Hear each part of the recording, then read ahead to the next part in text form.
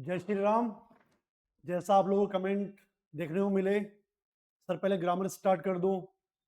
और वैसे भी हाफ ईयरली एग्जाम अर्धवार्षिक परीक्षाएं 20 से स्टार्ट हो ही रही हैं, तो मेरे को भी लगता है कि पहले हम ग्रामर को इन 10 दिन में जो मेन बिंदु है, अलंकार, शब्द शक्ति, भाषा व्याकरण लिपि, पारिभाषिक शब्दावली और कुछ जो संवाद सेतु वाला पोर्शन है हमारा, जो पिछले साल तक केवल 4 नंबर का वेटेज था, पर अब उसमें रेडियो, नाटक और कहानी का नाटकीय रूपांतरण जुड़ गया, तो वो आपका वेटेज अब लगभग आप ही माने, जिस बुक की मैं बात कर रहा था, विचार या संचार या संवाद सेतु, अभिव्यक्ति और माध्यम, उसका वेटेज 8 नंबर का है। तो पहले मैं वो 8 नंबर अभी क्लियर कराऊंगा, साथ ही साथ जो मूल टॉपिक ग्रामर के हैं, अलंकार तो सर याद ही नहीं हो रहा, खूब सारा लिखा दिया, फिर भी समझ नहीं आया। एक क्लास में आज 9 अलंकार हमारे सिलेबस में है, उनको पूरा करेंगे और सबको याद हो जाएगा। लिखा ना ऊपर, क्लास में सब याद, दोबारा पढ़ने की आवश्यकता नहीं। चलो सिद्ध करते हैं इसको, आते हैं। जय श्री राम।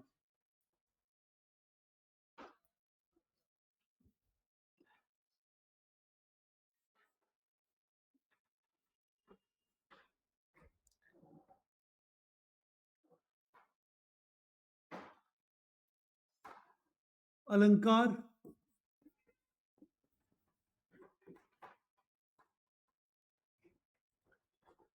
पहली बात रिक्त स्थान पूर्ति में आएगा, उस हिसाब से ही पढ़ना है।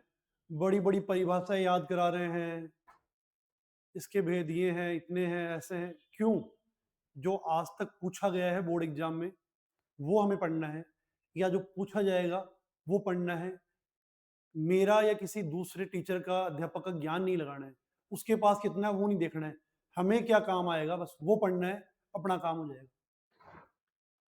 खूब सारा पढ़ने से बढ़िया जो आएगा, जितना आएगा उसको 2 बार पढ़ लो। 10 दिन बाद या 8 ही दिन बचे हैं आपके पेपर में, हिंदी वाले में आप देखेंगे कि हम जो बात कर रहे हैं, चाहे वो भी अलंकार में है, शब्द शक्ति, भाषा व्याकरण लिपि, कंटिन्यू चलेंगे। कुछ भी जो सामने स्क्रीन पे लिख दिया उसके अलावा नहीं छपेगा, चाहे वो रिक्त स्थान पूर्ति वाला प्रश्न हो, चाहे वेरी शॉर्ट में हो, चाहे एमसीक्यू में हो। हमने सिलेबस में बात की थी 6 क्वेश्चन है अपने रिक्त स्थान पूर्ति वाले। कहाँ से आएंगे? भाषा व्याकरण लिपि से। एक वीडियो में उसको अपन क्लियर कर लेंगे। दूसरी बात, अलंकार 2 क्वेश्चन वहां से हैं, वो भी रिक्त स्थान पूर्ति में पूछे जाएंगे। और शब्द शक्ति के 2 क्वेश्चन जो हैं वो भी रिक्त स्थान पूर्ति में पूछे जाएंगे।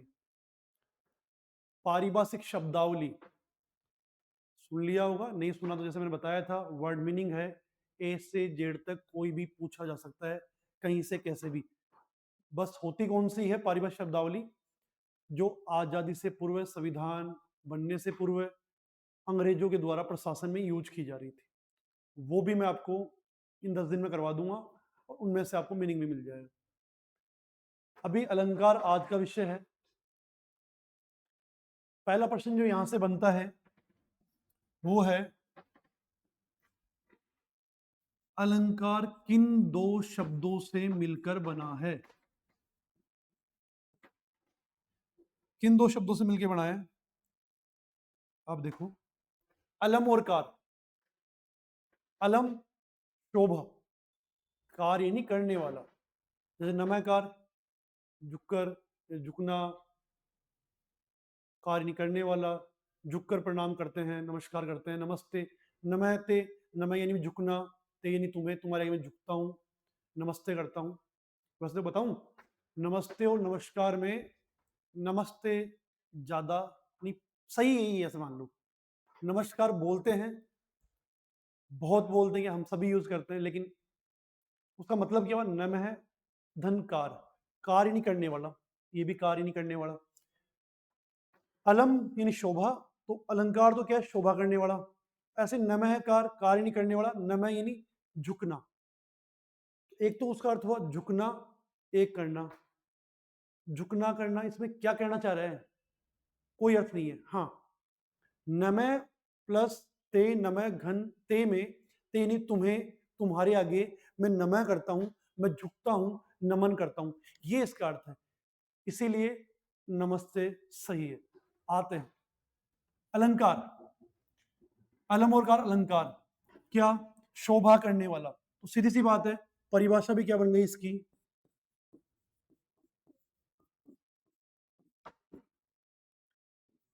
शोभा तो करेगा, पर किसकी करेगा? काव्य की शोभा।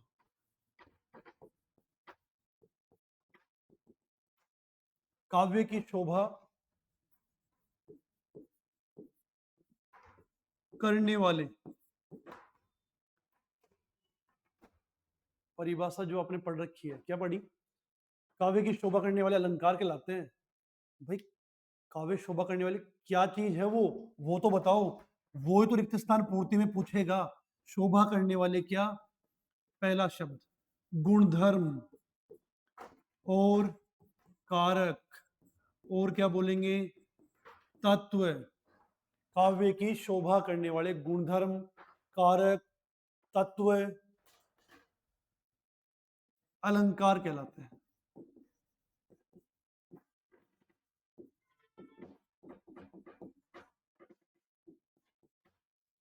तो ये शब्द आपको काम में लेने, गुणधर्म, कारक, तत्व एक लिखेंगे तो भी चल जाएगा, लेकिन तीनों लिखेंगे तो जैसे मैंने कहा, बच्चे ने आसपास एग्जाम हॉल में से पूछ के जवाब किया है, ये बच्चे को उसका नॉलेज था।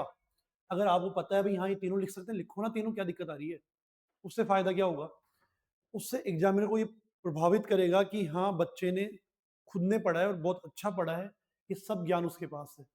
तो काव्य की शोभा जो बढ़ाएंगे उस गुणधर्म को, उन कारक को, उन तत्व को क्या कह देंगे अपन? उन्होंने कह देंगे हम अलंकार। ये परिभाषा पूछी गई है, आगे पूछी जाएगी। कहाँ रिक्त स्थान आएगा वो जगह भी मैं आपको दे रहा हूँ। एग्जाम में प्रश्न जो छपेगा आएगा रिक्त स्थान, जहां यहां दिया है मैंने उस जगह आपको दिया हुआ आएगा। आगे बढ़ते हैं। अलंकार के मुख्यतः कितने भेद हैं? अलंकार के मुख्यतः कितने भेद हैं? आपने कहा सर शब्दालंकार पढ़ा है, अर्थ अलंकार पढ़ा है, उभय अलंकार भी पढ़ा है। दो बताएं या तीन बताएं? तीन ही बताने हैं। RBSE, Rajasthan board of secondary education की जो बुक है, ऑथराइज बुक है, उसमें तीन है, मैं तीन ही करना है। किसी ने दो बताए हैं, चार बताए हैं, भूल जाओ, तीन करने हैं। तो दूसरा प्रश्न जो बनेगा वो क्या बनेगा? अलंकार के मुख्यतः स्पेस भेद हैं। आप लिख देंगे उसमें तीन।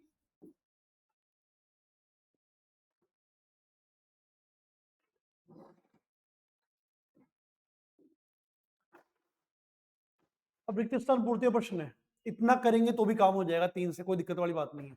पर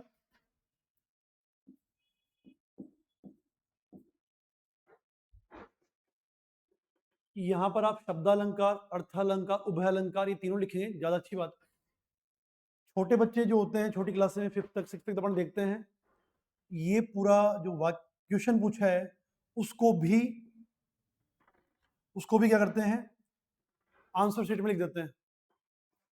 पर आप क्या लिखेंगे सीधा? ये प्रश्न आपका पेपर में था, आपने तीन देखा, तीन लिखा, तीन क्या गया पोस्टर में? शब्दालंकार, अर्थालंकार और उभय अलंकार। कोई दिक्कत नहीं सर, ज्यादा हो जाएगा, ओवर राइटिंग हो जाएगी, नहीं होगा। रिक्त स्थान पूर्ति है, आप उसमें चार लाइन नहीं लिख रहे हैं, एक लाइन में आ रहे तीन वर्ड है, शब्दालंकार, अर्थालंकार और उभय अलंकार एक लाइन में आ जाएगा। इतना बनता है, कर सकते हो, करना भी चाहिए। तो टेंथ में जो मेरे साथ थे उनको पता है, इतना किया भी था और नंबर भी उन्होंने लिए हैं बढ़िया। तीन कौन कौन से हैं? ये है आपका शब्दालंकार, एक है आपका अर्थालंकार, एक है आपका उभयालंकार,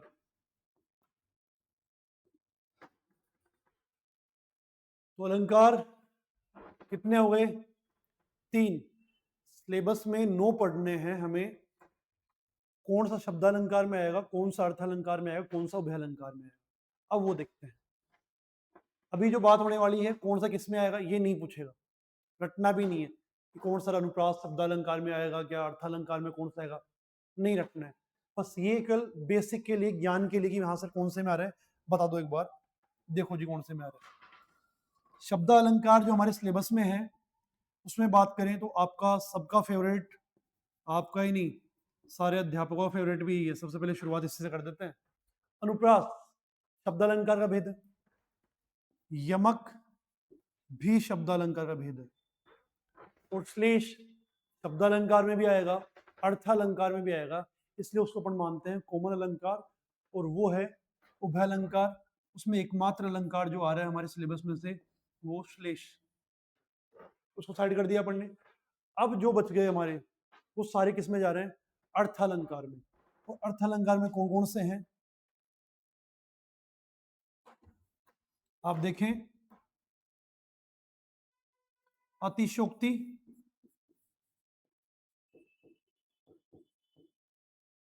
अतिशोक्ति लिखना सीख भी लेना भाई, आधा नहीं आएगा पूरा से आएगा। विभावना,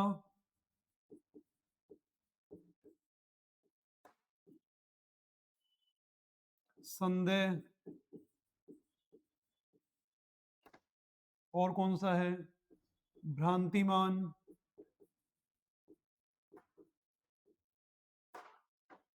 कितने हो गए, 4, 3, 7, 2 बच गए कौन से, विरोधाभास, वो भी इसी में आएगा।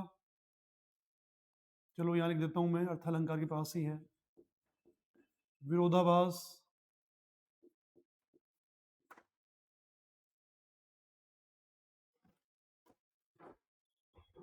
और एक है वक्रोक्ति। तो ये 6 अलंकार जो आपके हैं वो किस में आ जाएंगे, अर्थ अलंकार में आ जाएंगे। ठीक है, 9 अलंकार पढ़ने हैं, 9 अलंकार 2 नंबर, 2 कम नहीं है।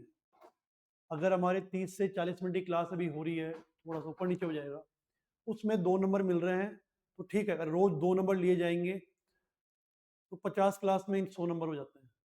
अपनी क्लास से ज़्यादा भी हो सकती है, तो ज़्यादा नंबर आ जाएंगे, 125 तक पहुंच जाओगे इस हिसाब से। तो आप इतना नहीं चाहिए है ना, 100 तक ही काम चला लेंगे। 100 में से केवल 100 ही लेने, ज़्यादा नहीं लेने अपन को। क्या बात हुई है, अलंकार, अलम और कार काव्य की शोभा करने वाले गुणधर्म, तत्व या कारक। एक बात, अलंकार के मुख्यतः भेद 3, शब्दालंकार, अर्थालंकार, उभयालंकार। शब्दालंकार में कौन से हैं, अनुप्रास है, यमक है। अर्थालंकार में जो अतिशोक्ति पढ़ेंगे, विभावना, संदेह, भ्रांतिमान, वक्रोक्ति, विरोधाभास, और उभयालंकार में बसता एकमात्र जो हमारा है क्लेश अलंकार। आगे बढ़ते हैं,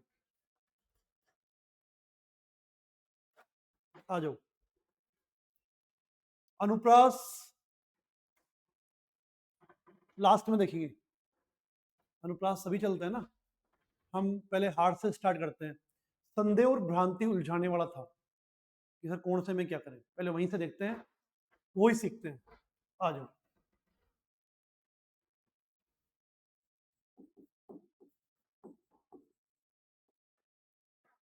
संदेह और एक है भ्रांतिमान।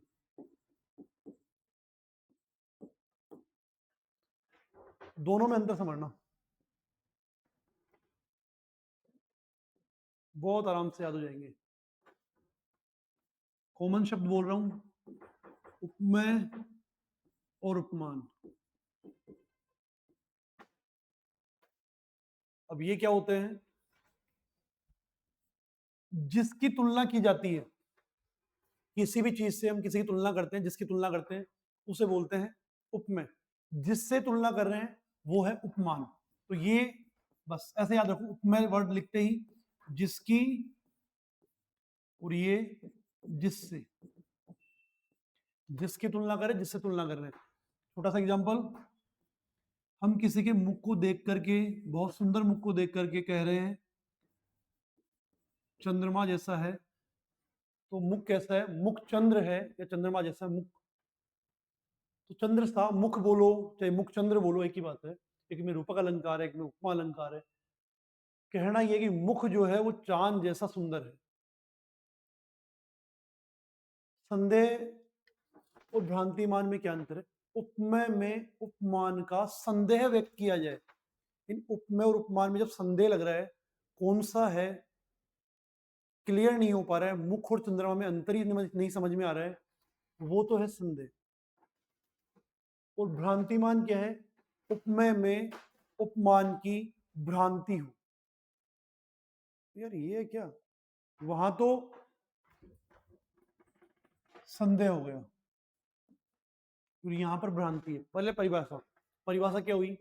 उपमेय में उपमान का संदेह व्यक्त किया जाए, उसे संदेह अलंकार कहते हैं।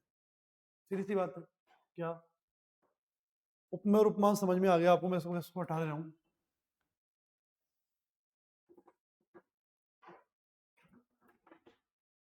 उपमेय में उपमान की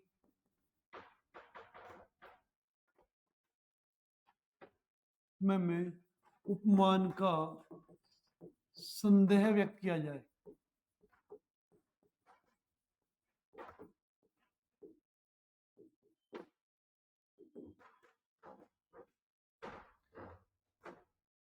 जैसे एग्जाम्पल देखना, नारी विच सारी है कि सारी विच नारी है, नारी की ही सारी है कि सारी की ही नारी है। ये क्या हो गया, क्या बोल दिया सर ने?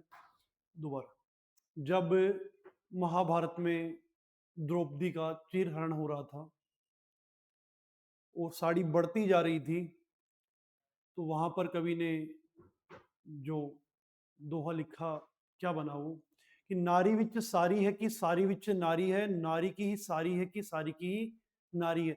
समझ में नहीं आ रहा कि नारी के अंदर से साड़ी निकल रही है या साड़ी के अंदर नारी है। साड़ी खत्म ही नहीं हो रही थी, श्री कृष्ण उनका चीर बढ़ाए ही जा रहे थे, वस्त्र बढ़ाए जा रहे थे। तो उपमेय में उपमान में क्या हो रहा था? संदेह हो रहा था, इसलिए उसको पढ़ने क्या बोल दिया? संदेह अलंकार बोल दिया। ठीक है। भ्रांतिमान देखना, वहां क्लियर नहीं है, संदेह है, यार ये है या ये है। और एग्जांपल देख लो इसके। एक नायिका है और नायिका जो है वो नायक के वियोग में है, दुख में है, तो उसका शरीर एकदम सूख के काटा हो गया है, मतलब कमजोर हो गया है। तो वहां पर कवि ने क्या कहा? देह है ये या शेष उसकी छाया है।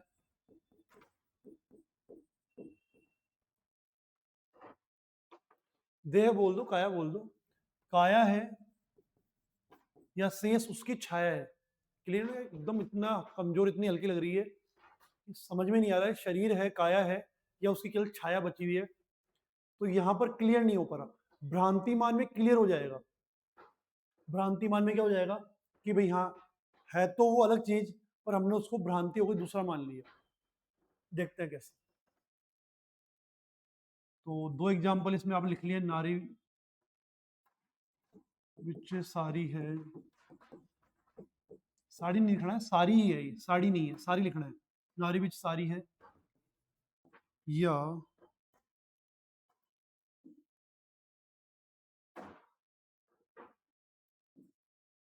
या सारी विच नारी है।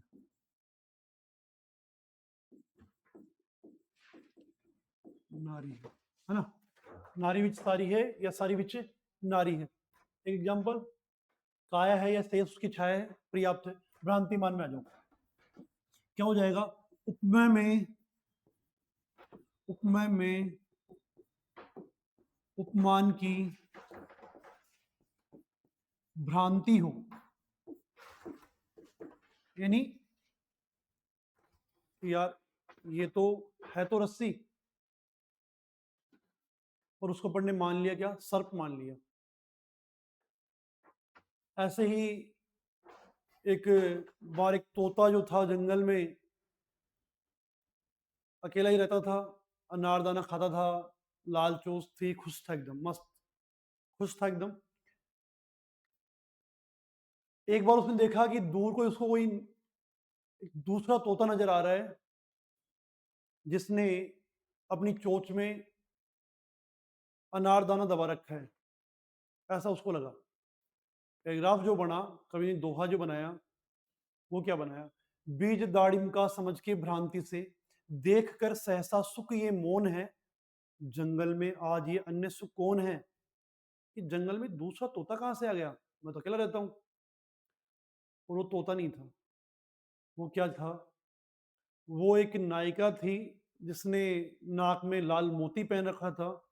उसकी चमक, उसका रिफ्लेक्शन जो उसके दांतों पर गिर रहा था, दांत जब चमके तो ऐसा लगा कि उसने अनारदाना ले रखा है, और नाक उसकी लाल मोतीकर्ण लाल चोट जैसी लग रही थी। ऐसी भ्रांति किसको हो गई? तोते को हो गई, नायिका को देख करके। सॉरी, ऐसी कैसी भ्रांति? तगड़ी वाली है तो। हाँ भाई, बड़े बड़े कवि हुए हैं पहले, कवि बिहारी, कवि रहीम, मलिक मोहम्मद जायसी, इन्होंने ऐसा ही लिखा है। तो ये हो गई भ्रांति। ठीक है। संदेह और भ्रांतिमान एकदम इजी है, कोई लोड नहीं लेना। उपमेय में उपमान की भ्रांति हो, यहाँ दिया हुआ स्पेस आ जाएगा, तो वहां भ्रांतिमान अलंकार। संदेह, उपमेय में उपमान का संदेह व्यक्त किया जाए, संदेह अलंकार। केवल दो जगह ध्यान रखना है, स्पेस, उपमेय और उपमान। हाँ, ये भी ध्यान रख लो आप कि उपमेय में उपमान का, बस हो गया काम। एग्जाम्पल अब अपन कि सर ये लाइन आपको आती है, हमें तो अर्थ इसका आता ही नहीं है, ऐसे कोई आ गया तोर, ठीक बात है। अलंकार 2-3 साल पहले तक तो जो बुक में थे, आरबीएस सिलेबस था, उसमें पर्याप्त मैटर था। उसमें कवि बिहारी वाला चैप्टर, रहीम वाले चैप्टर जो थे ना, उनमें से अलंकार खूब सारे मिल जाते थे। अब हम देखते हैं फर्स्ट चैप्टर अपना आत्म परिचय जो है, आत्म परिचय से लेकर के अंत तक, उमाशंकर जोशी तक, हमें कहीं पर भी शायद संदेह अलंकार नहीं मिल रहा है, भ्रांतिमान भी नहीं मिल रहा है। हाँ, अनुप्रास, यमक भी एक जगह मिल जाएगा, श्लेष भी कहीं नहीं मिल रहा है। तो बहुत सारा ये जो जुड़ गए हैं अतिशोक्ति वगैरह, अब ये कहाँ से पूछेगा? तो ये बाहर से कोई लाइन आएगी, पर विश्वास रखें जो लाइन बता रहा हूँ उसके अलावा नहीं आएगी। आ जाओ, नेक्स्ट देखते हैं अतिशोक्ति।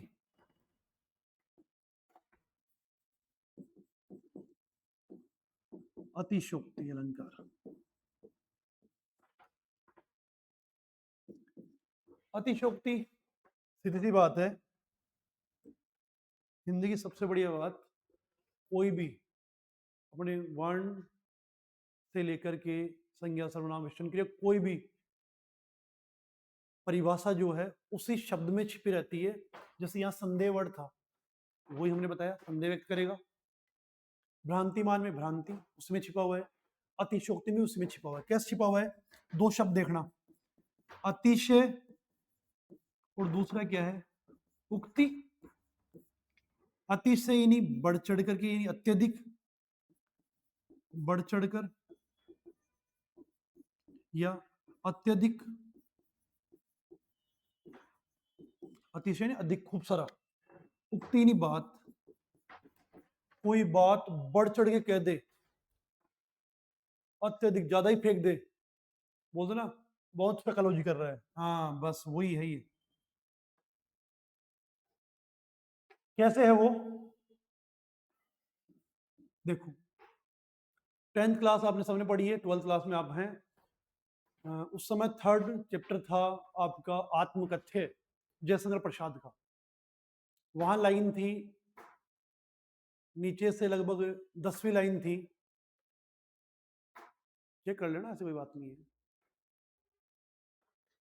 या अनुरागी चित्त की, या अनुरागी चित्त की गति समझे ना कोई, जो जो बूढ़े श्याम रंग त्यों त्यों उज्जवल होए, ये भी अपना पढ़ना है। पर यहीं पे बिहारी का दोहा था ये तो, जयशंकर प्रसाद ने जो अपनी पत्नी के विषय में कहा, इसी से रिलेट करता हुआ वो बता रहा हूं। जिसके अरुण कपोलों की मतवाली सुंदर छाया से, अनुरागी उषा लेती निस्वाग मधुमाया। क्या कहा? जिसके अरुण कपोलों की मतवाली सुंदर छाया से, अनुरागी उषा लेती निस्वाग मधुमाया। कि मेरी प्रिय के गाल कपोल इतने लाल है कि अनुरागी उषा जो है, सुबह की भोर जो है, सुबह की लालिमा जो है, उषा जो है, वो लालिमा पता है कहाँ से आई है? जयशंकर प्रसाद ने कहा, मेरी पत्नी के, मेरे प्रिय के लाल गालों से उधार ली गई है। इतने सुंदर से गाल है, इसलिए मैं उसकी कहानी तुम्हें बताना नहीं चाहता, इसलिए मैं आत्मकथ्य लिखना नहीं चाहता। सब कुछ रिवाइज हो गया सर, 10th वाला वापस से याद आ गया। तो वो कौन सा है? ज्यादा ही बढ़ चढ़ के बात कर दी, ज्यादा ही बोलते ना फेकालॉजी हो गई। ठीक है, सुंदरता है, पर इतनी भी क्या कि सुबह की लालिमा जो है, सूर्य की लालिमा, उषा की लालिमा, भोर की लालिमा जो है, वो भी उससे उधार ली गई हो, ज्यादा हो गया। इसको बोलते हैं अतिशयोक्ति। और देखिए लाइन आती है, हनुमान की पूंछ में लग न पाई आग। अभी राम का नाम लिया तो हनुमान जी का तो आएगा साथ में। हनुमान की पूंछ में लग न पाई आग, लंका शीघ्र ही जल गई, गए निशाचर भाग। कि हनुमान की पूंछ में तो आग ढंग से लगी भी नहीं थी, उससे पहले तो लंका को खाक कर दिया उन्होंने। पता ना आपको, रावण ने छेड़छाड़ की हनुमान जी की पूंछ से, हनुमान जी ने मजे में और क्रोध में, दोनों में ही लंका ही जला दी। तो लाइन बनी, हनुमान की पूंछ में लग न पाई आग, लंका शीघ्र ही जल गई, गए निशाचर भाग। यानी आग तो लगी थी, उसके बाद में उन्होंने टाइम भी लगा लंका जलाने में, पर हमने कह दिया लगी नहीं थी आग, तो आग लग ही नहीं पाई, उससे पहले लंका जल गई। थोड़ा सा ज्यादा हो गया। तो जब ज्यादा हो जाए, आपकी बात समझ, बस कर भाई, ज्यादा हो गया, क्लास नहीं रहे ये, बढ़ में जब कोई बात कर दे उसको अतिशोक्ति। ठीक है, तो सीधी सी परिभाषा बनी, काव्य में जब कोई बात बढ़ चढ़ के की जाए या लोक मर्यादा का उल्लंघन कर दे, थोड़ा ज्यादा फेंक दे, उसको बोलते हैं अतिशोक्ति अलंकार। मैं इस बात को हटा रहा हूं, फिर आपको यहां लिख के दिखा रहा हूं इसकी परिभाषा क्या बन रही है।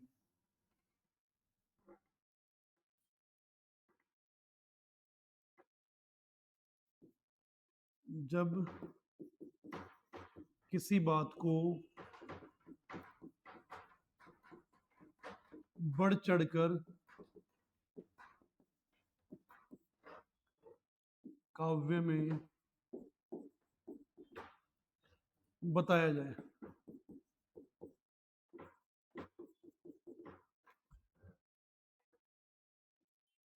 या एक बात तो ये कर दूं, ये ध्यान रख लो,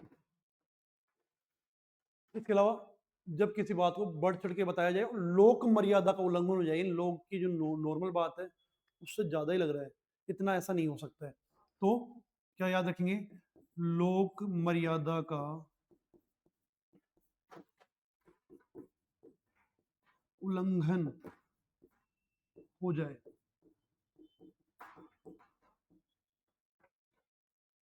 सामान्य जन में जो बात चलती है उसका उल्लंघन हो जाए, कि सुंदरता बताई जा सकती है, इतनी सुंदरता नहीं बताई जा सकती कि सूर्य लालिमा उधार ले लेंगे, ज्यादा हो गया। ऐसे ही आग लगने के बाद ही पूछ जो है, पूछ में आग लगी उसके बाद ही लंका जली थी, लगने से पहले नहीं जल सकती। तो जब लोक मर्यादा का उल्लंघन हो जाए, वहां होता है अतिशोक्ति अलंकार। दो एग्जाम्पल मैंने इसके बताए। अच्छा, भ्रांतिमान का तो एग्जाम्पल सर के बोले आपने दिखाया, लिखाया ही नहीं, तो सुख वाला लिख लो, बीज दाड़िम का समझ के भ्रांति से, बस इतना याद रखो, बीज दाड़िम का समझकर भ्रांति से, पर्याप्त है एक एग्जाम्पल, एक एग्जाम्पल पर्याप्त, बीज दाड़िम का समझ के भ्रांति से। अतिशोक्ति में बात करें तो हनुमान जी वाला एग्जाम्पल बता दिया मैंने आपको, हनुमान की पूंछ में लग न पाई आग, एग्जाम्पल ये देख लो। और एक जयशंकर प्रसाद की कविता में से हमने लिया, अनुरागी उषा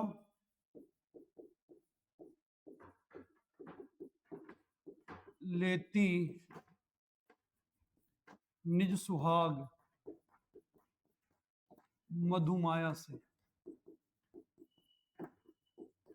दो एग्जाम्पल बहुत है, तीन अलंकारी हो गए हैं। संदेह, उपमेय में उपमान का संदेह होगा, काया है या शेष उसकी छाया है, क्लियर नहीं है। नारी के बीच में साड़ी है या साड़ी के बीच में नारी है, क्लियर नहीं है, नहीं संदेह है। सर्प है या है ये रज्जू, रज्जु इन रस्सी की, रस्सी है या सांप। रात्रि का समय है, रस्सी पड़ी हुई है, अंधेरा हो रहा है, पर उस सांप के जैसे बल लगा हुआ देख के किसी ने क्या कहा, सर्प है या यह है रज्जू, रज्जु इन रस्सी, रज्जू है या रस्सी है या ये सर्प है, क्लियर नहीं हो रहा, संदेह अलंकार। भ्रांति में क्या, में उपमान की भ्रांति हो चुकी है। उस तोते ने मान लिया है कि सामने एक और तोता है, वो थी वो नायिका। और देखो अतिशोक्ति, जब किसी बात का बढ़ चढ़ के वर्णन किया जाएगा, लोक मर्यादा उल्लंघन हो जाएगा। लोक मर्यादा, हनुमान जी की पूंछ में लग ना पाई आग, ये वाला एग्जाम्पल हो गया। अनुरागी उषा लेती निस्वाग मधुमाया से, एग्जाम्पल हो गया। आगे बढ़ेंगे। नेक्स्ट अलंकार आपका विरोधाभास। देखो जी, फिर वही बात, हर शब्द में उसकी परिभाषा। क्या था, विरोधाभास, तो विरोध का आभास हो गया विरोधाभास। विरोध का केवल आभास हो रहा है, विरोध है नहीं, लग रहा है ऐसा।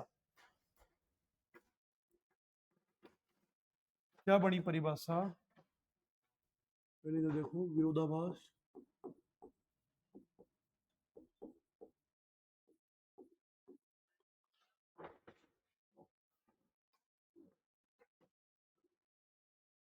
देखो जी परिभाषा, वास्तविक विरोध, वास्तविक विरोध, थोड़ा ये ध्यान रखना, इसमें अगर ये पूछा तो यहाँ स्टार्टिंग से ही देगा आपको। वास्तविक विरोध न होते हुए भी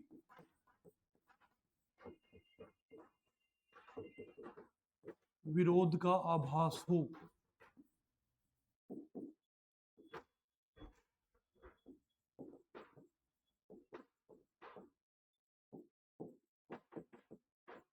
उसे विरोधाभास कहते हैं।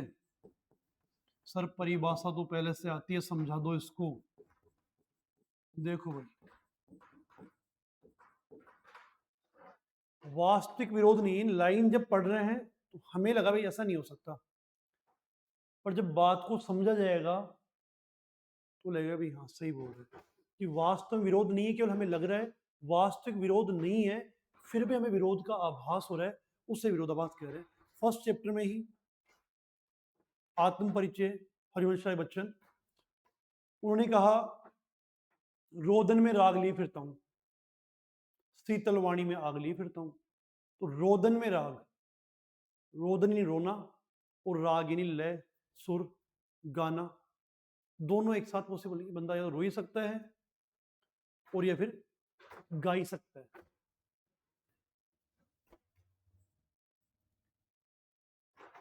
हाँ, छोटे बच्चे दोनों काम एक साथ कर सकते हैं।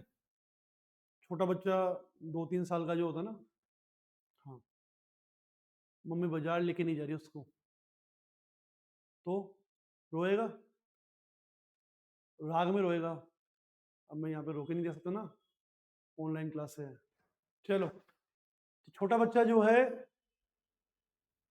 वो राग में रोता है, वहां पे तो चलो ठीक है ये बात, पर वैसे नॉर्मल में इन्होंने खुद के लिए कहा, हरिवंश राय बच्चन ने खुद के लिए कहा, क्या कहा, कि वास्तविक विरोध न होते हुए विरोध का आभास, विरोधाभास अलंकार कहां पर देखा उनकी कविता में पढ़ने, शीतल वाणी में आग फिरता हूँ, कि वाणी बहुत शीतल है, बहुत प्रेम से, बहुत कोमल, बहुत लाइट, बहुत सॉफ्ट बोलता हूँ, और उसमें आग है। या शीतल हो सकती है किसी की आवाज या बात, और या फिर आग वाली हो सकती है, किसी बात चुभने वाली, आग वाली, आक्रोश वाली, और किसी बहुत अच्छी लगे, तो ये होता है शीतलवाणी में आग। अब अगर मेरी शीतलवाणी में आग है, शीतल भी और आग भी दोनों साथ नहीं हो सकती, या तो कोई ठंडा ही हो सकती है वो चीज, या फिर कोई गर्म ही हो सकती है। तो रोदन में राग, शीतलवाणी में आग, ऐसा। पर जब उस बात को पढ़ने समझा, हमें विरोध लगा, पर जब समझा ना, वो ये कह रहे थे मेरी वाणी शीतल है, मैं आराम से कहता हूँ, बहुत प्रेम से कहता हूँ, और उसमें आक्रोश है, व्यंग्य है। ये जो व्यंग्य की बात है, ये जो आक्रोश की बात है, ये उनके लिए क्या है, आग है। ये मैं तो नॉर्मल कहता हूँ कि वाह बहुत अच्छे हैं आप, कभी टाइम पे नहीं उठते हैं, कभी टाइम पे स्कूल नहीं आते हैं। तो ये जो बातें हैं वो कैसे कही गई है, आक्रोश में, व्यंग्य में, शीतलवाणी नॉर्मल है, कभी टाइम पे ये नहीं करते हैं। तो वो बात जो कही गई है वो काई में कही गई है, नॉर्मल में कही गई है, सामान्य में कही गई है, पर उनमें क्या है, आक्रोश है, व्यंग्य है, आग है, इसको बोलते हैं शीतलवाणी में आग। वो पैराग्राफ भी साथ साथ समझ में आ जाएगा आपका। पैराग्राफ नंबर 8-9, शीतलवाणी में आग और रोदन में राग। तो रोदन में राग कैसे, जब मैं रोता हूं, मैं दुखी होता हूं, उस बात को व्यक्त करता हूं, उस बात को व्यक्त करता हूं, मैं कहता हूं, तो लोगों को मेरा राग लगता है, वो गीत लगता है, पर मैं गीत नहीं गा रहा, मैं तो अपने दुख को प्रकट कर रहा हूं। इसलिए कहा कि रोदन में राग। हमें तो लगा स्टार्टिंग में कि रो रहा है या गाना गा रहा है, पर जब उसने समझाया बात को, समझ में आई कि रोदन में राग से मीन है, अर्थ है कि मैं जब दुखी होता हूं और अपनी बात व्यक्त करता हूं, तो लोगों को उसमें प्रेम, अपनत्व नजर आता है, उससे उन्होंने राग कहा है। विरोधाभास अलंकार हो गया। आगे बढ़ते हैं। अब मैं आपसे यहाँ हाँ तो पूछ नहीं सकता भाई, हाँ हो गया क्या, आगे बढ़े क्या। विरोधाभास वक्रोक्ति और देख लेते हैं, जो नया अलंकार है आप सबके लिए। वक्रोक्ति थोड़ा फास्ट चलना पड़ेगा, वीडियो लंबा हो जाएगा। वैसे तो ये 2 क्लास का कम से कम काम है, वो आपको पता, मैं तो 2 से 3 क्लास में लेता ही हूँ अलंकार में। अभी के हिसाब से आप एग्जाम पास में हैं, तो आपको जितना ज्यादा हो सके उतना करवाने का प्रयास करूंगा। वक्रोक्ति, फिर से वही बात, शब्द में ही उसका अर्थ है, उसकी परिभाषा है। 2 शब्द है, वक्र उक्ति। वक्र और उक्ति, उक्ति यानी बात, अभी बताया था। अतिशोक्ति यानी उक्ति, उसमें भी आया था बात। वक्र यानी टेढ़ी बात। हाँ। जब किसी से लड़ाई हो जाती है और हम उनको सीधा सीधा पूछते हैं जवाब कैसे मिलते हैं, टेढ़े टेढ़े मिलते हैं, उसी को हमने क्या कहा है, उसी को हमने वक्रोक्ति कहा है, वक्रोक्ति अलंकार। ऐसा सामान्य आमजन में अपने साथ ही नहीं होता है, जो मेरे साथी अध्यापक हैं उनके साथ ही नहीं होता है, आपके पेरेंट्स के साथ ही नहीं होता है। उस समय से चला रहा है, किस समय से, जब श्री कृष्ण और राधा प्रेम करते थे। एक बार जब उनका झगड़ा हुआ और श्री कृष्ण द्वार पे पहुंचे राधा के, और उन्होंने कहा, क्या कहा देखो,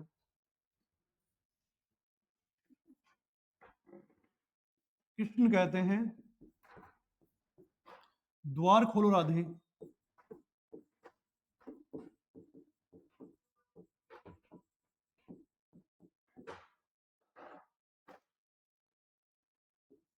राधा का जवाब, तुम कौन। कृष्ण कहते हैं,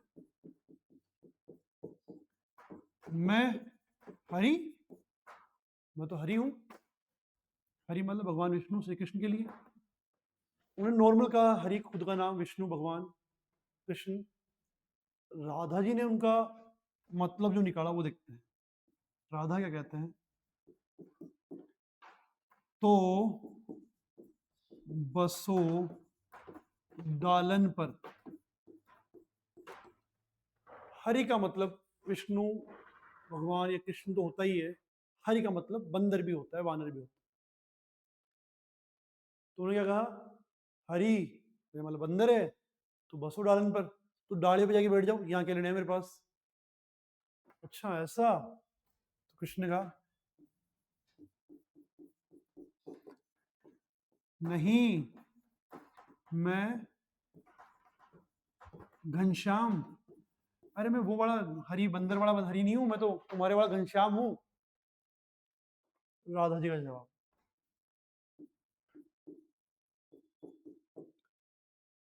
तो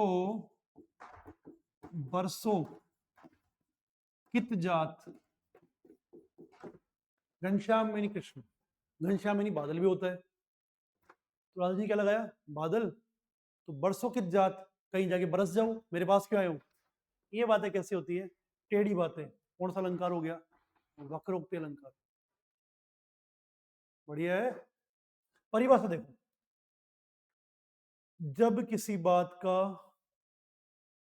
अर्थ मतलब विपरीत या अलग लगाया जाए, उसे कहते हैं वक्रोक्ति अलंकार।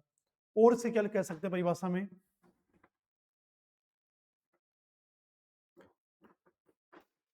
वक्ता जो नहीं बोलने वाला, वक्ता की बात का श्रोता ही नहीं सुनने वाला अलग अर्थ ग्रहण करे।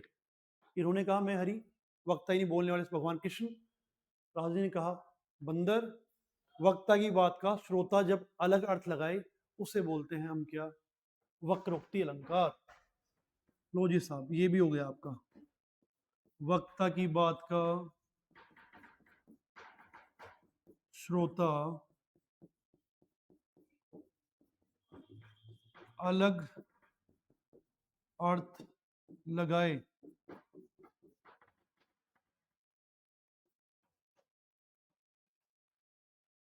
वक्ता की बात का श्रोता अलग अर्थ लगाएगा तो वहां हो जाएगा वक्रोक्ति अलंकार। इसके अलावा इनमें कुछ नहीं है। एग्जाम्पल जो सामने आपको दिख रहे हैं यहाँ पे, इसमें मैंने बता दिया वो शीतलवाणी विरोधाभास में बताया था। कौन से वाला? शीतलवाणी में आग,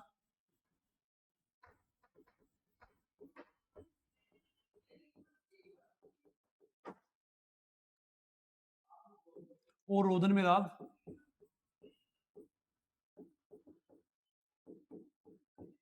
लो जी, हाथ वाला लिख लिया करो, स्क्रीनशॉट ले लिया करो बाद में फिर से। बाकी इनकी आवश्यकता तो नहीं है मेरे हिसाब से, सारा याद हो ही गया। हाफ फिल्म देखेंगे उसके बाद एनुअल में देखेंगे, सेम बातें। आते हैं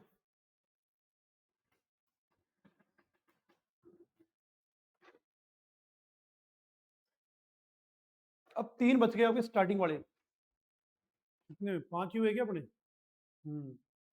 चलो, अनुप्रास, यमक, श्लेष, कौन कौन सा देखा पढ़ने पर देखते हैं।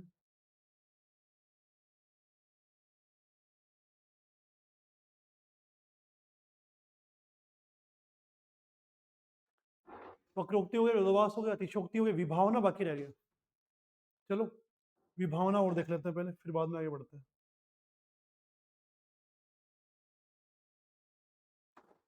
विभावना बेचारा अकेला रहेगा, अकेले को नहीं छोड़ना चाहिए ना। 3 अपन ने अलंकार 7 देख लिए, फिर 2 देख लिए, अब 2 2 के 2 सेट कर लेते हैं। ओके, विभावना। विभावना क्या है? विभावना सर, अब इसका कैसे करोगे? उसमें तो वक्रोक्ति शब्द में ही मिल रहा था, विरोधाभास भी शब्द में ही मिल रहा था। विभावना का क्या करोगे? सभी शब्द में ही अर्थ है। यहां भावना भाव है, और भाव कैसे? विभाव यानी भाव का अभाव है, भाव का अभाव है। अब भाव का अभाव कैसे हो गया? यानी कारण का अभाव है, कोई कारण नहीं है उसमें, भाव नहीं है, रीजन नहीं है, उसका अभाव है। यानी इसकी परिभाषा क्या बनी? कारण या भाव, कारण न होते हुए भी, न होते हुए भी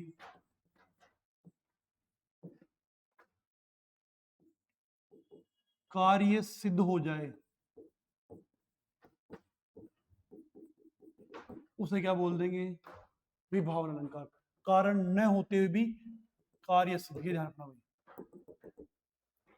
कारण न होते हुए भी कार्य सिद्ध हो जाए, काम हो गया, कारण नहीं, रीजन नहीं है, फिर भी कैसे? भगवान के लिए एक पैराग्राफ है, दोहा है। सुने बिन कानू, चले बिन पगू। बिना पाओगे भगवान चलते हैं, बिना कानों के सुनते हैं, बिना कर विधि कर्म करे नाना, और बिना हाथों के बहुत सारे कर्म हमारे करते हैं।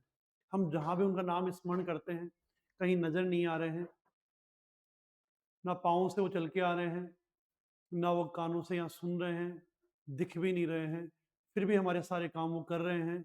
यानी भगवान के लिए क्या कहा गया? चले बिन पगू, सुने बिन काना,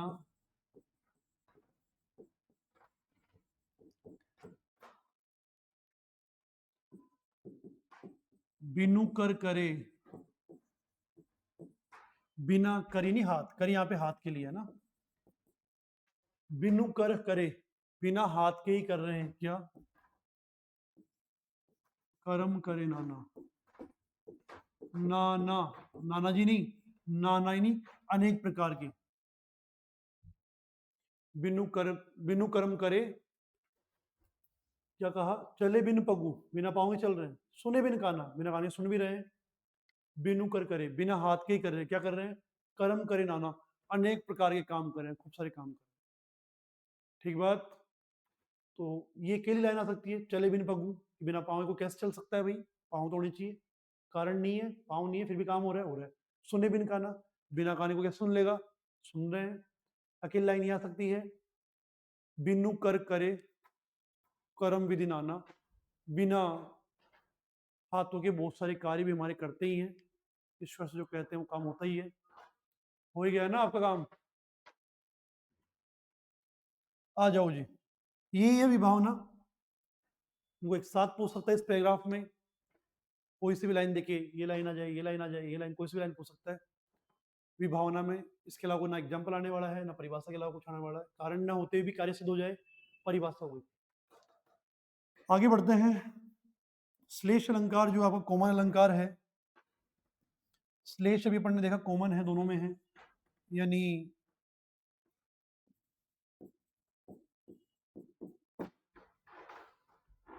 श्लेष जो है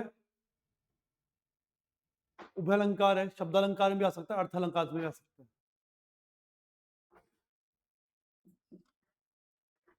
शब्द अलंकार और अर्थ अलंकार दोनों यहाँ पे जो परिभाषा है हमने शुरू में बात नहीं, वो इसलिए नहीं की, श्लेष में काम आ जाएगी, दोनों देखना कैसे। अभी कहा कि श्लेष अलंकार कोमल अलंकार है, यानी शब्द में भी आता है, तो इसको हम बोल देंगे शब्द श्लेष। अर्थ अलंकार में भी आता है अर्थ श्लेष।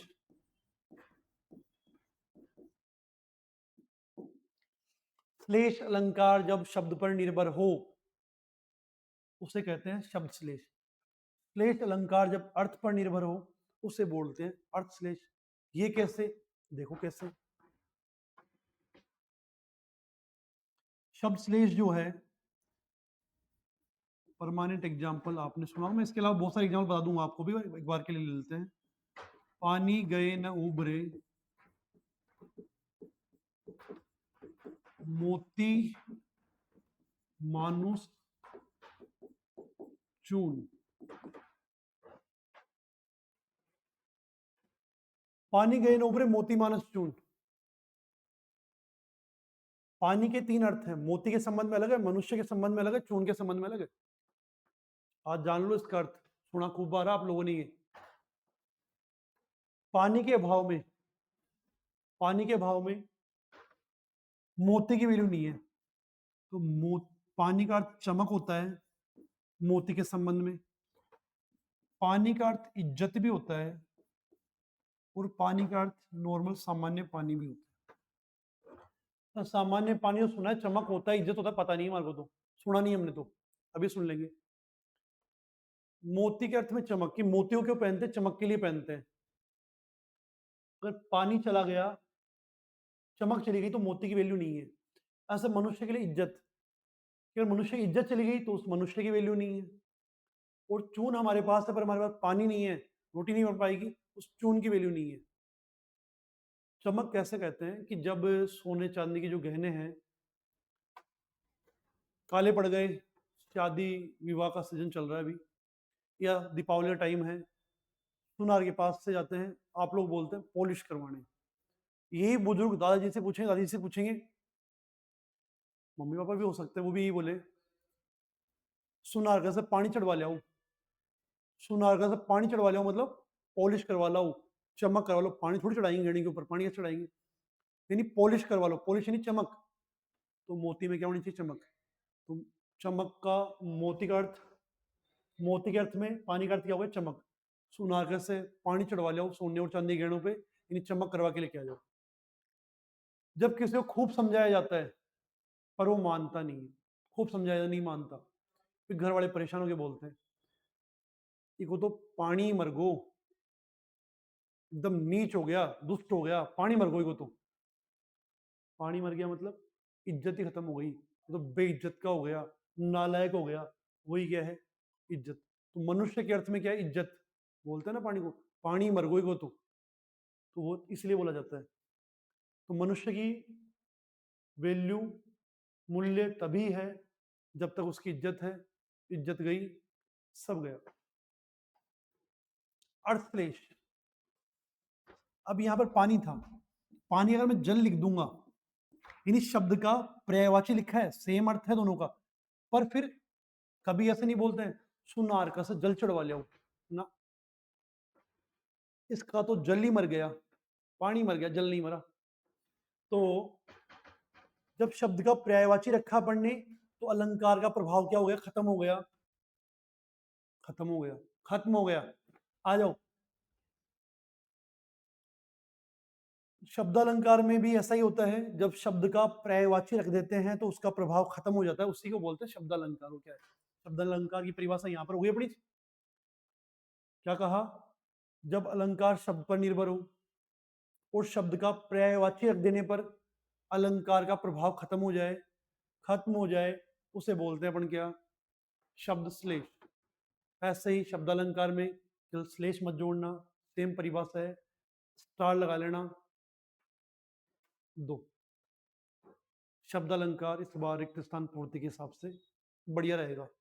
ठीक, शब्द अलंकार की परिभाषा देकर के पर्यायवाची जहां पर मैंने बोला, क्या कहा, अलंकार जहां शब्द पर निर्भर हो, शब्द का पर्यायवाची रख देने पर उसका अर्थ समाप्त हो जाए, अलंकार का प्रभाव खत्म हो जाए, उसे बोलते हैं शब्द अलंकार।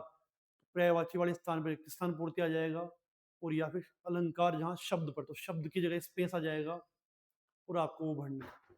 आगे बढ़ते हैं अर्थालंकार पे। अर्थालंकार में क्या कह रहा हूं, अलंकार जहां अर्थ पर निर्भर हो, अलंकार जहां अर्थ पर निर्भर हो, शब्द का पर्यायवाची रख देंगे तो भी अलंकार पर कोई प्रभाव नहीं पड़ेगा, उसको बोलते हैं हम क्या, अर्थश्लेष। कैसे,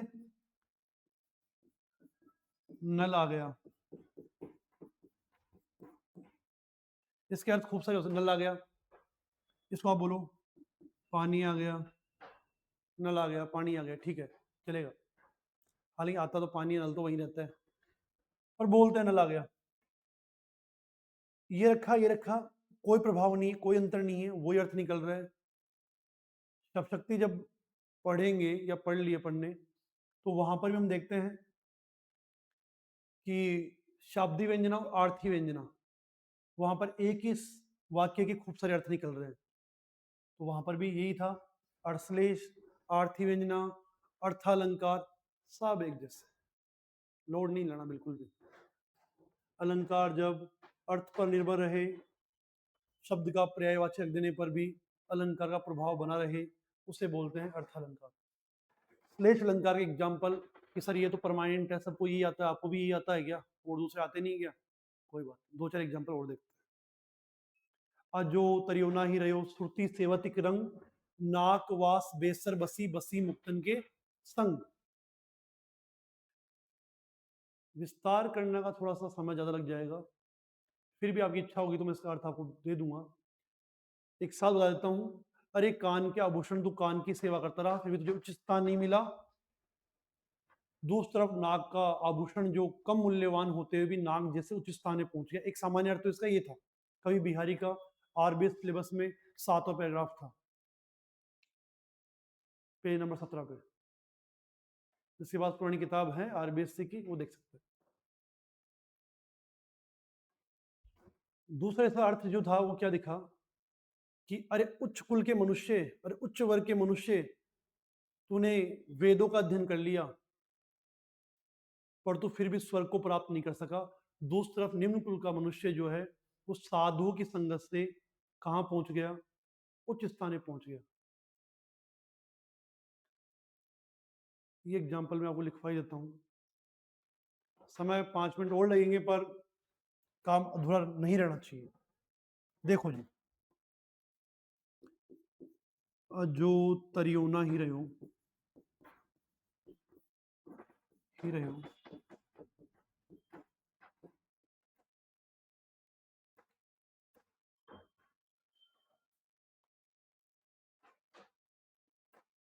श्रुति सेवतिक रंग,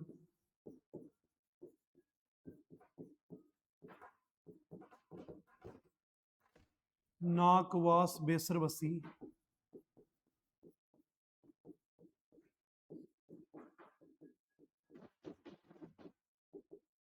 बसी मुक्तन के संग।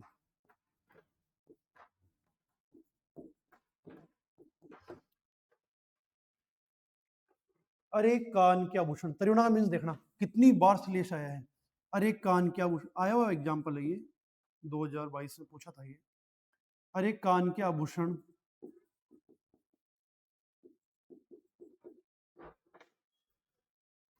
श्रुति नहीं कान, तू कान की ही सेवा करता रहा। दूसरा नाकवास बेसर, बेसर है नाक का आभूषण, नाक का काटा मतलब नाक का आभूषण। बसी मुक्तन, मुक्तन नहीं मोती, कि अरे कान के आभूषण, अरे कान के आभूषण तू कान की सेवा करता रहा। अधिक मूल्यवान होता है कान वाला, नाक में थोड़ा कम सोना लगता है, कम सोना लगता है, थोड़ा सोना लगता है। वो नाक का आभूषण, पर उसमें क्या था, मोती था, इस कारण वो नाक जैसे उच्च स्थान में पहुंच गया। नाक का स्थान ज्यादा है कान की तुलना में, ढंग की चीज भगवान ने एक ही दी है, कान दो है नाक एक ही है। तभी ऐसे बोलते हैं तूने नाक काट दी, नाक कटवा दी, तभी नहीं बोलते कान कटवा दिया, है ना। हाँ, दूसरा अर्थ देखना, तर्योना जिसका तर नहीं पाया, उद्धार नहीं हो पाया, भला नहीं हो पाया, वो होता तर्योना। श्रुति नहीं होता है वेद। नाक एक सामान्य नाक की बात अपन ने कर ली। दूसरा होता है स्वर्ग। बेसर होता है नाक का आभूषण, और बेसर निम्न वर्ग का प्राणी जो है, निम्न कुल का जो है, निम्न वर्ग का जो है, उसको भी कहते हैं। तो निम्न वर्ग वाला ना। बसी मुक्तन, मुक्तन यानी मोती, और मुक्त है तन जिसका, यानी साधु भी होता है। अब देखो पूरी बात क्या हुई।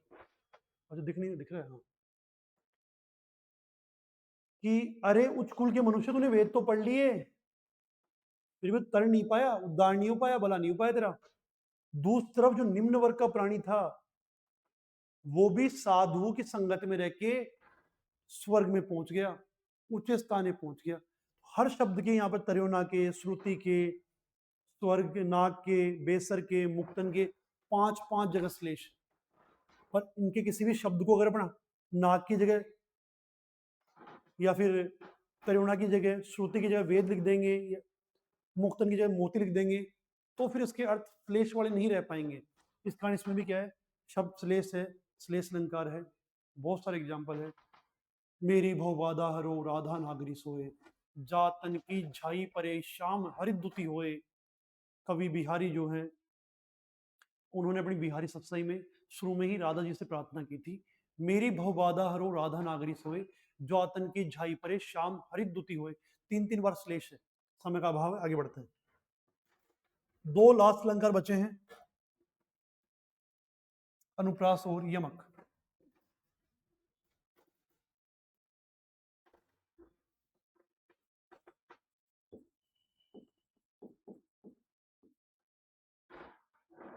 आ जाओ, दोनों साथ कर देते हैं।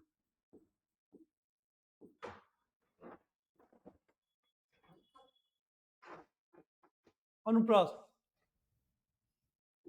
क्या पढ़ा इसके अंदर आपने, एक ही वर्ण की आवर्ती 2 या 2 से अधिक बार हो, उसे शब्द अनुप्रास अलंकार कहते हैं। यमक में क्या पढ़ा, एक ही शब्द की आवर्ती 2 या 2 से अधिक बार हो। समझना परिभाषा को, रटी रटाई चलती आ रही है, जो बुक्स में लिखा हुआ है, नाम नहीं ले सकता ना बुक का, जो परमानेंट चली आ रही है, सदियों से चली आ रही बुकें, उनमें लिखा हुआ है, किताबों में लिखा हुआ है, बस वही परिभाषा क्लास में बता दी जा रही है। परमानेंट चल रहा है, कुछ अपडेट नहीं है। देखे सही, सही भी बोल रहे हैं नहीं बोल रहे। परिभाषा क्या है, गौर करना। एक ही वर्ण की आवर्ती, वर्ण की आवर्ती। अब आवर्ती का मीन ही रिपीट होता है। एक आवर्ती शब्द जो है उसका अर्थ क्या है, रिपीट होना। एक ही वर्ण की आवर्ती जब आपने बोल दिया, तो एक वर्ण की आवर्ती रिपीट हो गया। एक वर्ण रिपीट कितनी बार होगा, एक ही वर्ण की आवर्ती एक या एक से अधिक बार।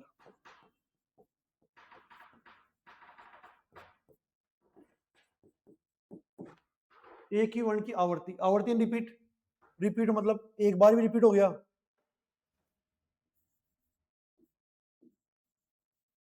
कभी कहीं, क एक ही वर्ण, ये रहा एक ही वर्ण की आवर्ती, आवर्ती ये हो गई, एक बार ये रही। यहां पर भी क्या है, अनुप्रास अलंकार है, या एक से अधिक बार, कभी कहीं कोई, फिर से क्या आ गया, एक से अधिक बार, अभी दो बार हो गई। पर आपने परिभाषा में क्या लिखा, एक ही वर्ण की आवर्ती दो या दो से अधिक बार, तो दो बार कब मानी जाएगी, एक बार तो ये रिपीट हो गया, और एक बार फिर उसको और लिखूं यहाँ पे चौथी बार, तब जाके दो या दो से अधिक बार होगा। पर जरूरी नहीं, एक बार यहाँ इतना सा रिपीट हुआ है, ये भी अनुप्रास है। समझ में आ गई बात, दोबारा सुनना, एक ही वर्ण की आवर्ती एक से अधिक बार हो तो भी अनुप्रास है। या इसको जो लोग लिखवा रहे हैं ना, उनको ये लिखवाना चाहिए, कोई वर्ण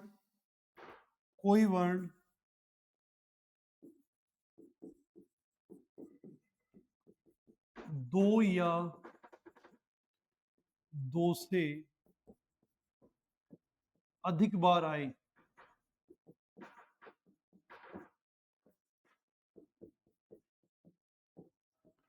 वहां अनुप्रास अलंकार है ना। काव्य में जहां पर भी आए वो एक ही बात है, काव्य में आएगा वो कहाँ आएगा,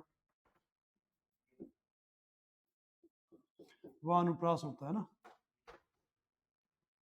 दो या दो से अधिक बार कब बोलेंगे, जब कोई वर्ण, ओनली ये बोला, आवर्ती वर्ड इसके साथ एड नहीं किया, तब तो ये लिखना है। आवर्ती वर्ड तो एक या एक से अधिक बार, और कोई वर्ण बोले तो फिर दो या दो से अधिक बार, दोनों में अंतर है, समझना बात को। फिर भी दिक्कत हो तो पूछ लेना। इसके भी भेद है, लोग बोलते हैं 5 भेद है, आरबीएससी की किताब बोलती है 4 भेद है।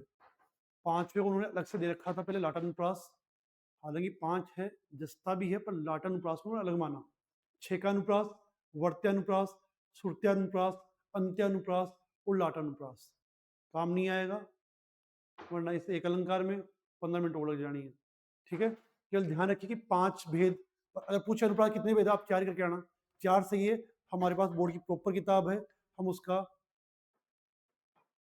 विवाद होने पर कानून के हिसाब से, रिट के हिसाब से भी प्रूफ कर सकते हैं। 5 दे रखा है बहुत सारी गाइड में, हाँ ये वर्ड सही है, गाइड। बहुत सारी गाइड में 5 दे रखे हैं, पर हमारी किताब जो आरबीएससी उसमें 4 दे रखे हैं, वर्त्यानुप्रास, श्रुत्यानुप्रास, अंत्यानुप्रास और छेकानुप्रास। लाटानुप्रास को उन्होंने अलग से भेद माना है। 4 भेद करने आप अनुप्रास के, कितने करने हैं, 4 करने, मतलब 4 ही करने हैं।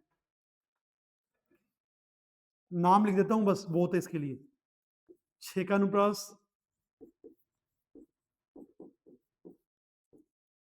वृत्यानुप्रास,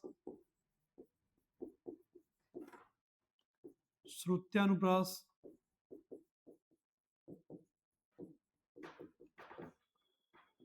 और अंत्यानुप्रास।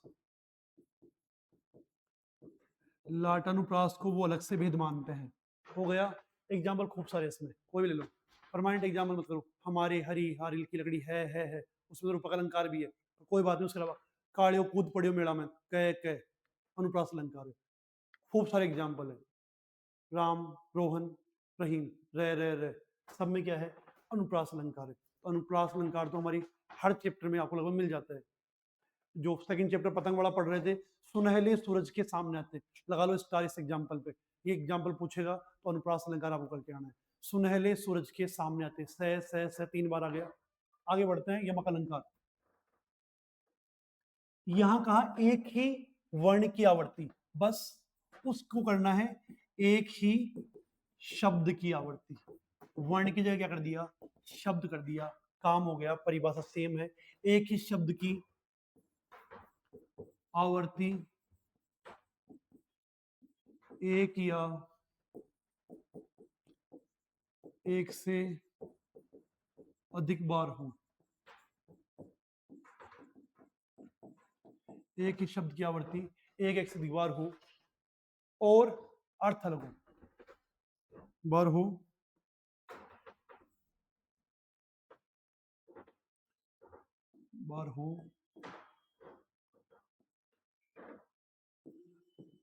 अर्थ अलग रहे, उसे क्या बोल देंगे, यमक अलंकार बोल देंगे।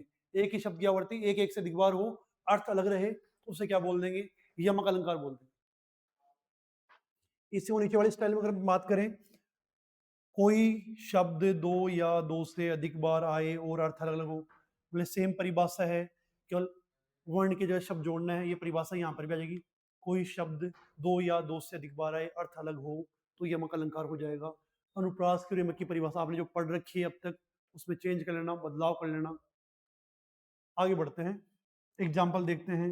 आपने परमानेंट सुन रखा है, कनक कनकते सो गुना मादकता अधिकाय, वो पाए बोराए जग वो खाए बुराए। कनक कनक दो बार है, एक का अर्थ धतूरा होता है, एक का अर्थ सोना होता है। चलो और एग्जाम्पल देख। तो परवारो उर्वशी सुन राधि के सुजान, तू मोहन के उर्वशी हवे उर्वशी समान। तो परवारो उर्वशी सुन राधि के सुजान, तू मोहन के उर्वशी हवे उर्वशी समान। 3 बार उर्वशी उर्वशी वर्ण आया है, शब्द आया है। 3 बार उर्वशी उर्वशी शब्द आया है और 3 बार अलग अलग अर्थ है। ये वार्ता जो है राधा और उनकी सखियों के बीच चल रही थी। उन्होंने कहा था, क्या कहा था, जब राधा ने कहा श्री कृष्ण मेरे से स्नेह नहीं करते, प्रेम नहीं करते, तो राधा क्या कहती है, राधा की सखिया क्या कहती है कि हे राधा कैसी बात कर रही है, तो ऊपर वारो उर्वशी, तुम्हारे ऊपर तो श्री कृष्ण उर्वशी नायिका को, तो पहली बार उर्वशी आया वो किसके लिए आया है, नायिका। तो ऊपर वारो उर्वशी, उन नायिका जो है स्वरलोभ उसको भी वार सकते हैं। क्यों, तू मोहन की उर्वशी, तू तो मोहन के कहाँ बसी हुई है, उर में, दिल में, हृदय में बसी हुई है। दूसरा हो गया हृदय, दिल, हवे उर्वशी समान, किसके समान, उर्वशी एक आभूषण है। श्री कृष्ण आभूषण पहनते थे, बड़े बड़े खूब सारे आभूषण पहनते थे। उर्वशी जो आभूषण भी था, तो वैसे ही श्री कृष्ण के मन में बसी हुई है। जैसे श्री कृष्ण के मन में आभूषण बसे हुए हैं ना, वैसे तू भी श्री कृष्ण के मन में बसी है। उर्वशी उर्वशी उर्वशी 3 बार आया, तीनों बार ये अर्थ करना है। एग्जाम्पल ये मकमे से पूछेगा तो इसको लोग कर देंगे अपन। ठीक है, आगे देखो, यमक के भेद। उसके अलावा अपन ने एग्जाम्पल वो भी देखे होंगे आपने, 3 बेर खाती थी वो 3 बेर खाती है, नगन जड़ाती थी वो नगन जड़ाती है, बिजन डुलाती थी वो बिजन डुलाती है। हर बार अलग अलग अर्थ है। 3 बेर यानी 3 टाइम, 3 बेर खाती थी वो 3 बेर खाती है। पहले 3 टाइम खूब खाने को मिलता था, राजकुमारी थी ना, अब उसको खाने को केवल बेर, फल, बोर, दीपावली में पूजा वाले, हाँ वही, वो खाने को मिलते हैं।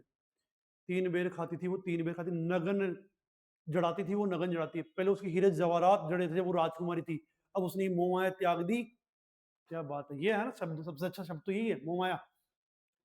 उन्होंने जब मोहमाया छोड़ दी तो उन्होंने क्या कर दिया, पहले हीरे जवाहरात थे, अब वो नग्न घूमती है, कोई लज्जा कोई शर्म नहीं है, सारे गहनों का त्याग कर दिया। और विजन डुलाती थी वो विजन, पहले विजन यानी बीजने से हवा डलती थी उसके, राजकुमारी थी।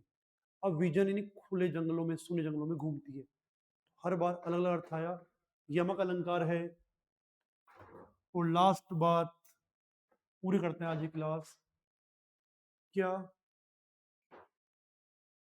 यमक के भी 2 भेद हैं, कौन कौन से, सभंग यमक और अभंग यमक। आपसे इनके बारे में और कुछ नहीं पूछेगा, 2 भेद पूछ रहे यमक के, सभंग और अभंग, पर्याप्त है। सैन्य साथ में भंग के साथ में, जब भंग पड़ेगा, टुकड़ा करना पड़ेगा शब्द का, तब अर्थ निकलेगा यमक का, तो सभंग है। अभंग जब टुकड़ा नहीं करना पड़ेगा, ऐसे अर्थ निकल जाएगा। कनक कनक, सोना धतूरा, टुकड़ा नहीं करना पड़ा। अभी मैंने एग्जाम्पल बताया आपको, ये बताया मैंने, कनक कनक किसका है, अभंग का। और ये जो देखा तोपर वारो उर्वशी, ये किसका है, सभंग का। क्लियर, ओके, एक बार रिपीट कर लेते हैं।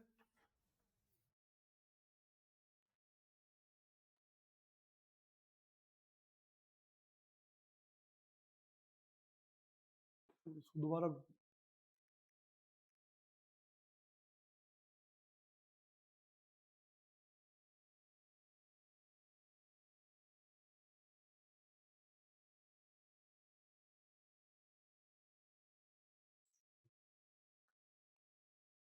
हाँ भाई देखो, अलंकार स्टार्ट किया, पहला प्रश्न बना, अलम और कार काव्य की शोभा करने वाले। रिक्त स्थान कहाँ पे आएगा मैंने आपको बता दिया। आगे बढ़ते हैं, भेद की बात की, 3 भेद हैं, कौन कौन से देखे, शब्दालंकार, अर्थालंकार, उभय अलंकार। उभय हमारा श्लेष अलंकार दोनों में आएगा, किसमें, शब्दालंकार भी है अर्थालंकार भी है, इसलिए उसको अपन ने मान लिया उभय अलंकार।